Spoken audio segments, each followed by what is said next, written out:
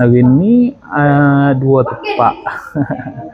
So tepak taekwondo, so tepak bicara berirama. Budak taekwondo pun ada juga hok duduk dalam bicara berirama. Jadi kita nak tengok dah.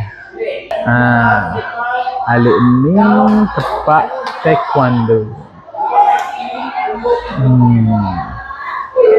Tapi alik nu bicara berirama. Bila saya sudut tahan sepai, awak buka kaki. Kaki awak buka, duduk sikit, tumbuk kaki. Boleh? Okey, ambil. Tangan kiri. Okey, jadi tengok seruak. Okey.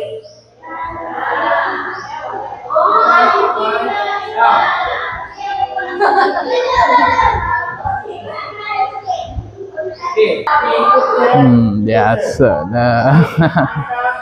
Adilah.